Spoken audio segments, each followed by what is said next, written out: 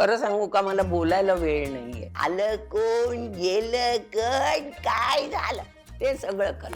नुसती बसून राहीन तर म्हातारी जास्त होईल. सगळ्या म्हाताऱ्या कशा गाव कुचाळक्या, गाव पंचायती करतात, ती बाई मी आहे. 48 आर्टिस्ट, सगळी पोरं पोरं आहेत, म्हातारडी एकटीच आहे. कामात राहिलं की बरं वाटतं. 4 लोक मिळतात, गमती होतात, विनोद घडतात, मजा येते. म्हणजे नमस्कार, मी प्रेरणा. खरं तर विविध कलाकारांसोबत आपण बोलत असतो, त्यांचा अनुभव चित्रपटाबद्दल जाणून घेत असतो. पण आजची जी कलाकार सेलिब्रिटी आहे त्यांच्याकडनं कायमच काही ना काही, मलाच नाही तर त्यांच्यासोबत काम करणाऱ्या प्रत्येकाला शिकायला मिळतं. आऊ आहेत आपल्यासोबत, अर्थात उषा नाडकर्णी ताई. उषा ताई, खरं तर खूप विविध चित्रपटांच्या माध्यमातून किंवा काही तुम्ही वेगळं प्रोजेक्ट करताना तेव्हा आम्हाला तुम्हाला भेटता येतं. खरं तर तुमच्याकडनं प्रत्येक वेळी काही ना काहीतरी शिकायला मिळतं. यंदाचं निमित्त तुंबाडची मंजुळा आम्ही बघतोय. मस्त ट्रेलर आहे, सगळ्यांना तो आवडला. तुम्हाला काय काय आता फीडबॅक्स मिळत आहेत, प्रतिक्रिया मिळत आहेत, त्याच्याबद्दल सांगा ना. खरं सांगू का, मला बोलायला वेळ नाहीये. अच्छा, कारण माझ्या 2-2 सिनेमाचे प्रमोशन चालू आहे. बिझी आहे आऊ. हां, कारण ह्याचं झालं की मधला वेळ असतो तेव्हा त्या महाराष्ट्र फाईल्सचं करते. हा, बरोबर. त्यांचं झालं की मंजुळाचं करते. त्यामुळे बोलायला वेळ नाहीये. अजून काय पाहिजे याही वयात, इतकं छान काम आणि सातत्य, आणि त्याच्यातही तुम्ही छान बिझी आहात. छान वाटतं ना पण आऊ तुम्हाला? मला बरं वाटतं. नुसती बसून राहीन तर म्हातारी जास्त होईल. काही हां, खरंच. कामात राहिलं की बरं वाटतं. 4 लोक मिळतात, गमती होतात, खरंय. विनोद घडतात, हो. बाहेरचं ऐकायला मिळतं, मजा येते. पण तुंबाडची मंजुळा, त्या ट्रेलर मधली तुमची ती झलक बघितली, म्हटलं काहीतरी भन्नाट होणार आहे. तुम्हाला काय मजा आलेली दिसते मला वाटतं सगळी. मजा आली म्हणजे सगळी पोरं आहेत. 48 आर्टिस्ट, हो हो. त्यांच्यात काम केलं आणि सगळी पोरं पोरं आहेत. म्हातारडी एकटीच आहे. That's what I love about आऊ. म्हणजे आऊंसोबत बोलताना काय दडपण सुरुवातीला असतं, पण एकदा आऊ बोलायला लागले ना की छान गप्पा होतात आणि मजा येते. मला तर खूप मजा येते. पण आऊ, तुम्ही सेटवर खूप धमाल केली असणार, कारण इतकं नाही, छान ठिकाण होतं. नाही, धमाल नाही करायला मिळाली मला. कारण ते गावामध्ये होतं. हा. आम्ही लोकांच्या घरात करत होतो. म्हणजे माझं घर दाखवलं, त्या घरामध्येच आमचं दुकान असतं. हम्म. आणि त्या त्या दुकान आतमध्ये आहे, घर हे बाजूनी आहे आणि इकडे बाहेर, घराच्या बाहेर असं बसायला आहे. तिकडे ही म्हातारडी, म्हणजे सगळ्या म्हाताऱ्या कशा गाव कुचाळक्या, गाव पंचायती करतात, ती बाई मी आहे. अच्छा. एक तंगड वर, एक तंगड खाली, दिसत नाहीये, मोतीबिंदू झालेला आहे, पण त्याची पर्वा नाही. आलं कोण, गेलं कोण, काय झालं ते सगळं कर. वा, पण मंजुळा जी आहे सगळ्यांना उत्सुकता आहे. मंजुळा नेमकी कोण आहे? कोण म्हणतं? सही असेल, मग एवढा असेल. सिनेमा कशाला आम्ही केला, तो तुम्ही बघायचे. पण मंजुळा आणि तुम्ही आम्ही आमने नाही. सामने आहात का नाही, सिनेमात? नाही. नाही. आमचं आपलं वेगळं जग आहे. मी, माझा मुलगा, त्याचे मित्र, हम्म. हे आमचं घर. तर मंजुळा कोण, काय, मला काहीही माहिती नाही. वा. पण या निमित्तानं सगळे जे कलाकार आहे, इतर कलाकार ते सांगतात की उषाताईंसोबत काम करण्याचा अनुभव त्याबद्दल सांगतायत की कशा पद्धतीनं उषाताई जे आहे ते बिनधास्तपणे बोलतात, बोलतात. त्यांच्यासोबत काम करायला मिळतं. असं जेव्हा सांगतात तेव्हा काय वाटतं उषाताई? मजा वाटते मला. जे मी लहान असताना मोठ्यांबरोबर करताना वाटायचं, आता मी मोठी झाल्यामुळे लहानांना माझ्यावर करतात. पण तुम्ही काम करत असताना कोणत्या सिनियर कलाकारांसोबत काम करताना तुम्हाला अप्रूप वाटलं होतं की आपण यांच्यासोबत काम करतोय आणि आता तसं मी डॉक्टर लागूंच्या बरोबर काम केलंय. हा. नंतर सुलभा देशपांडे बरोबर केलंय. खूप लोकांच्या बरोबर केलंय. हो. पण सगळ्यात जास्त प्रभावित कोणी केलं त्यावेळेस तुम्हाला जाणवलं? सगळेच मला प्रभावित करायचे. मजा वाटायची. प्रत्येकाची स्टाईल वेगळी, बोलण्याची पद्धत वेगळी, वागायची पद्धत वेगळी. विजयाबाईंच्या बरोबर काम करताना मात्र, म्हणजे आज जी काय मला वक्तशीरपणा वगैरे जो आलाय, तो बिकॉज ऑफ विजया मेहता. बाईंच्याकडे ते शिकलो. 9 म्हणजे 9ला सगळे, कारण बाई स्वतः 8:45ला येऊन बसतात. त्यामुळे आम्ही लेट गेलं की ओरडा खायला लागायचा. तसा लागला नाही, पण एकदा मला वेळ झाला होता. पण माझ्याबरोबरचा दुसरा आर्टिस्ट माझ्या पुढच्या टॅक्सीतून उतरत होता तेव्हा ग. त्यावेळेला मी बघितलं हा उतरलाय ना, मी जरा मागे राहिली. तो आत गेला. सेंट कोलंबत आमची रिहर्सल चालायची. तो आत गेल्यावर बाई ओरडत होत्या. मी पाठी लपून राहिली. सगळा राग त्याच्यावर निघाल्यानंतर थोड्या वेळाने मी आत गेली. त्यामुळे मला ओरडा. जरा कमी मिळाला. पण हा जो वक्तशीरपणा आणि त्या सगळ्या गोष्टी तुम्ही नंतर तुमच्या कामामध्ये आणल्या आणि तुम्हालाही त्या आणला म्हणण्यापेक्षा तो अंगात भिनला. आणावा लागला नाही, तो भिनला. बाईंच्या बरोबर मी 3 नाटकं केली. पुरुष, अं, पुरुष, सावित्री, पर्याय नाही, महासागर, ही 3 नाटकं मी बाईंच्या बरोबर केली, तोंडवळकरांची. त्यामुळे छान. इथून इथे का जायचं, प्रत्येकाला रिझनिंग असायचं. नाहीतर दुसऱ्या डायरेक्टर सांगा तू इकडे ये, आता तू तिकडे जा, तू इथे का ये आणि तू तिकडे का जा, हे बाई सांगायच्या. ते शिकलो. जास्त प्रभावित विजयाबाईंनी केले. पण विजयाबाई ते आता नवोदित दिग्दर्शकांसोबतही उषाताई काम करतायत.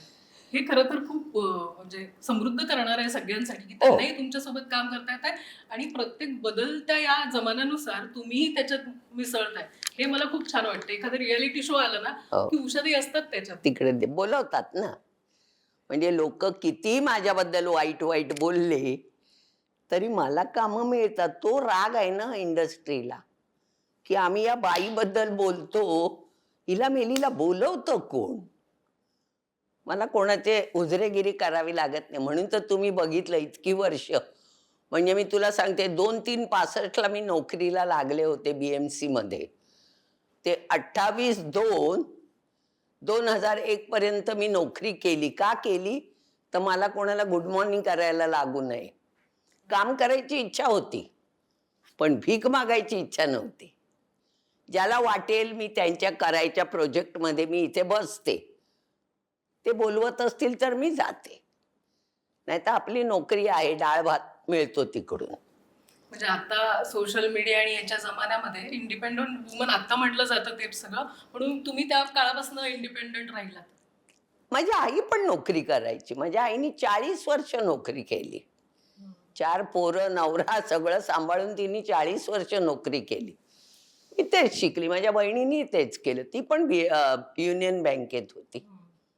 मी BMC आणि देना बँक दोन्हीत होती.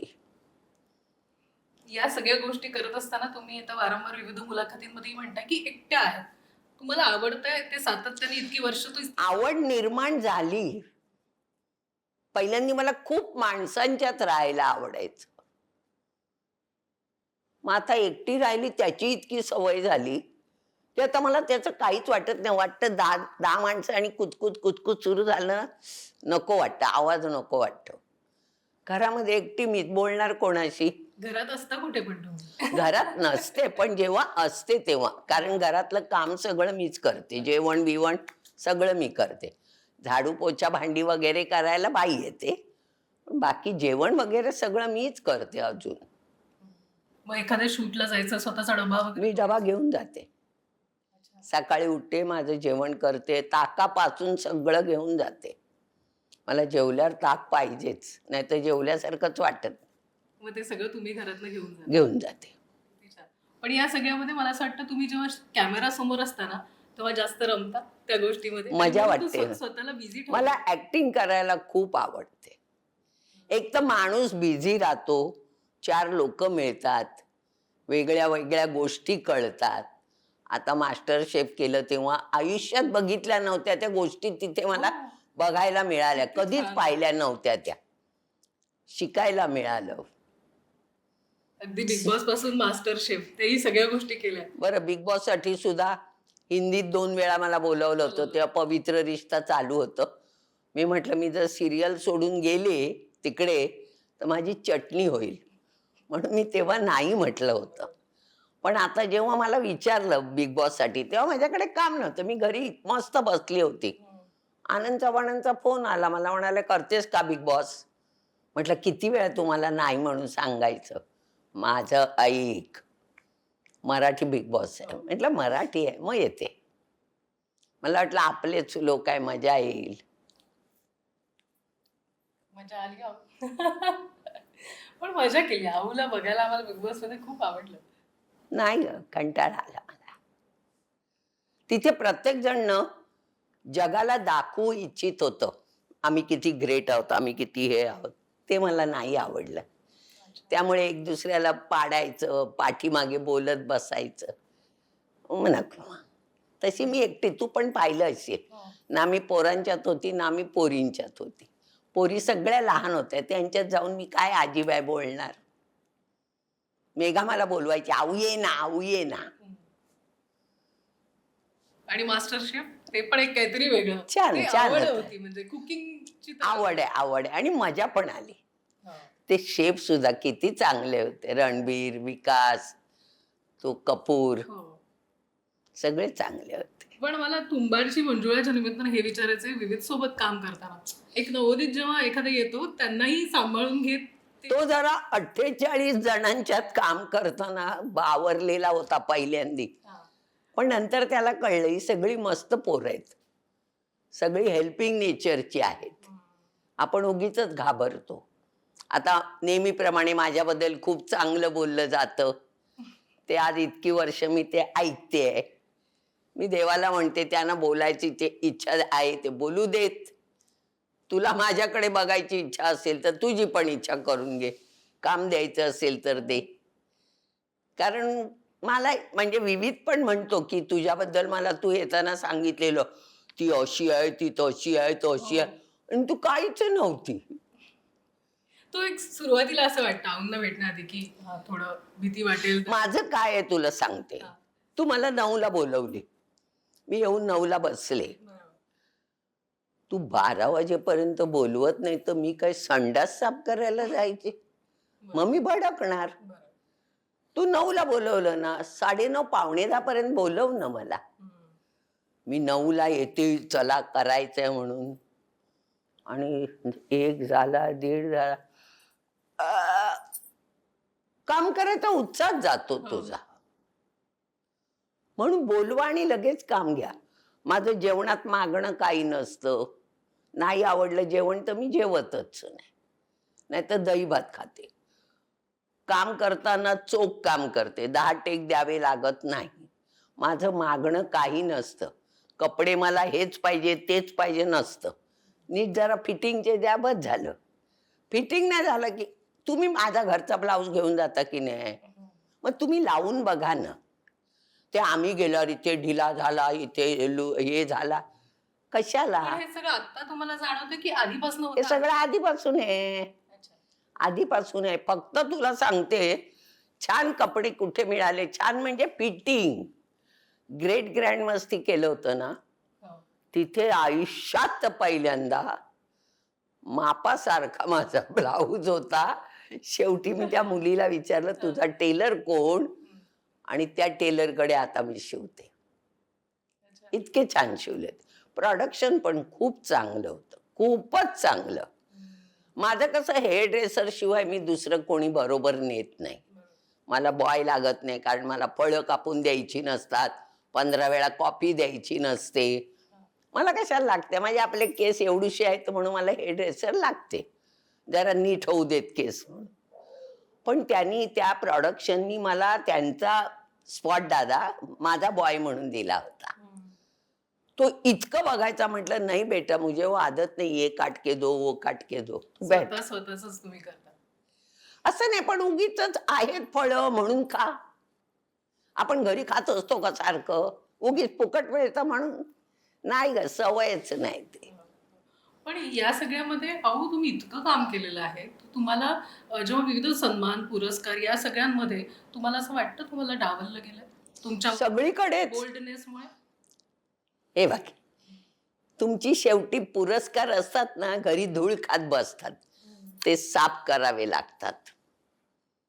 पण तुम्हाला भेटतात समोरून, कौतुकाने सांगतात आम्हाला तुमचं काम आवडतं, हा मोठा पुरस्कार असतो. पवित्र रिश्तानी तर फॅन फॉलोइंग किती झाली. म्हणजे स्वतः आमची एकता कपूर मला म्हणाली, तू का भडकते, तू का सोडून जाते, तुला माहितीये का तुझी फॅन फॉलोइंग किती आहे? कारण मी सोडत होते म्हणजे कोणाशी भांडण नव्हतं, एक काहीतरी पटत नव्हतं म्हणून म्हटलं मी सोडते, तुम्ही दुसरी बघा. तेव्हा मला एकता कपूरनी बोलवलं होतं. मला वाटलं आता करते माझी, पण नाही, खूप प्रेमाने बोलली ती.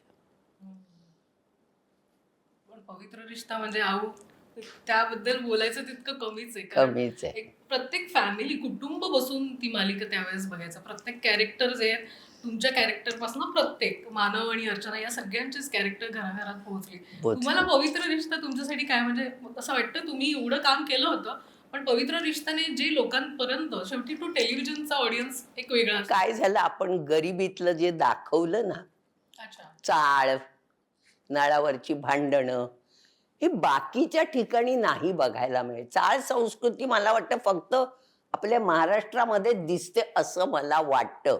मी स्टेटमेंट करत नाही. कारण मला त्या बायका होत्या ना ज्युनियर आर्टिस्ट, त्या विचारायच्या, अच्छा. आप ये नल पे जाके झगड़ा कैसे करती है? म्हटलं मैंने देखा है. हमारे घर में जब पानी नहीं आता था तो मेरी माँ, मैं और मेरा भाई सब बर्तन लेके नीचे पानी आता नल पे जाते थे. वहां नंबर लगता था बरोबर. और बीच में कोई घुसा तो ये धपा धप लाथा मारून टाक. सगळं मी भोगलेलं आहे हं. त्यामुळे म्हटलं मुझे वो आता है. त्यांना माहीतच नव्हतं हे. मला वाटतं म्हणून ऑडियन्सला ते खूप जास्त भावलं. हं. आणि मराठीतलं कॉन्टेंट आपल्या मराठी चित्रपटांच्या बाबतीत पण असंच होतं की जो कॉन्टेंट असतो तो प्रेक्षकांना आपल्या घराघरातला वाटतो. वाटतं बरोबर. ही मुंबईच्या मंजुळामधली आजीबाई तशीच आहे. गावातली आजी आहे. पंचायती तसं बायकांना सगळ्या पंचायती पडलेल्याच असतात अशा वस्ती. अशा बसतील काय ग. कोणत्या मुलाखतीमध्ये मी एवढी हसली नाही जेवढी आऊ मला हसवते आज. पण कमाल आहे म्हणजे ते कॅरेक्टर पण जेव्हा ट्रेलर मध्ये येतं ना तेव्हा काय ते कॅरेक्टरचं अर्थात पेरलं गेलेलं असणार ते चित्रपटामध्ये बघू. मला वाटतं यातलं एक वाक्य ते जाम फेमस होईल, टारा टारा फारा फारा सारखं. बाईच्या वाजल्या बांगड्या, पुरुषांच्या थरथरल्या तंगड्या. आऊ प्लीज ऐकायचंय या फिल्म. बोलले, दोनदा नाही बोलत, आकाशवाणी एकदाच बोलते. पण या चित्रपटाच्या निमित्तानं अर्थात काहीतरी थरार जो आहे तो चित्रपटातला एक महत्वाचा मेसेजही पोहोचेल आणि तेच मला वाटतं मराठी चित्रपटांचा एक उजवा पडतो मराठी चित्रपट या बाबतीत जेव्हा काही पद्धतीचा आशय असेल किंवा प्रत्येक वेळी एक तुम्हाला शिक्षा दिली जाते त्यातून तुम्हाला बोध घ्यायला. आता घेणाऱ्यांनी घेतला तर आहे, सगळेच घेतात असं नाही, नावं ठेवणारे पण आहेत. काय दाखवलंय असं नाहीये. तुम्ही नीट विचार करून बघा. एक सिनेमा करण्यामागे हजारो हात आणि काय त्यांची धडपड चाललेली असते ते तिथे काम करायचं, मग कळतं. घरी बसून शिव्या देऊन नाही होत सिनेमे. काय केलंय तुम्ही या ना करायला. तुम्ही या, अनुभवा, काय करतात, कसं करतात, किती मेहनत, हे सगळं बघा. आणि ते बघण्यासाठी 5 जूनला सगळ्या थिएटरमध्ये आमचा लागणार आहे पिक्चर तुंबाडची मंजुळा. जाऊन बघायचंय. कळलं? हिंदीतलं इतकं काम छान म्हणजे तिथेही इतकं अगदी सेतुपती सोबत असेल काम, कधी अक्षय कुमार सोबत असं काहीतरी छान भन्नाट होत असतं. काही हिंदीमध्ये आगामी आणखीन नाही. हिंदीतला अनुभव काय असतो? छान आहेत, माणसं छान आहेत, चांगली ट्रीटमेंट देतात, आपल्याशी चांगले वागतात. मी उगीच म्हणणार नाही आम्हाला हेच नाही आम्हाला ते, चांगले करतात. विचारतील सुद्धा आप क्या खाओगी. मी तुला म्हटलं आपलं मागणं नसतं, चपाती भाजी खाल्ली का माझं जेवण झालं. पण अनेक जण विचारत असतील ना काय राज आहे आऊ, तुम्ही अशी सातत्याने इतकी छान फिट असतात, सगळी कामं करतात. आणि फिट असणं म्हणजे काय माहितीये, सतत हसत राहायचं, आपलं काम चोख करायचं, वेळेवर जायचं, आपण आपल्याला नीट ठेवायचं आणि मी हे करणारच हे जर तुझ्या मनात आहे तर तू सगळं करू शकते. क्या बात आहे. कोणते मोटिवेशन व्हिडिओ बघू नका, हा इंटरव्ह्यू बघा, कारण आऊ जे सांगते ना त्याच्यातून इतकी प्रेरणा मिळते. मी ना फिरायला जात, मी ना व्यायाम करत. मला सगळे म्हणतात तू फिट कशी राहते. म्हटलं मला तंगड्या वर खाली करायला वेळ मिळत नाही. आता सिनेमात बसून तंगडी वर तर खाली करते ते वेगळं, कारण ती ऍक्टिंग असते. That's part. मला व्यायाम बियाम काय ते जमत नाही, आणि व्यायाम करायला जाड असावं लागतं ना. देव माझी इतकी मदत करतो, लोकांना जाडी वाटू नये म्हणून आता मला बारीक करून टाकली. पण इतके वर्ष आहे तशाच आहात तुम्ही आणि गॉड ब्लेस यू ऑलवेज ताई. आणि अशाच तुम्ही छान राहा, मस्त राहा, आम्हाला मनोरंजन करत राहा आणि असं कायम हसवत राहा. मी ही मुलाखत खूप एन्जॉय केली आहे. थँक्स टू यू आऊ, आणि खूप छान वाटलं. खूप खूप शुभेच्छा. Thank you Thank you. थँक्यू.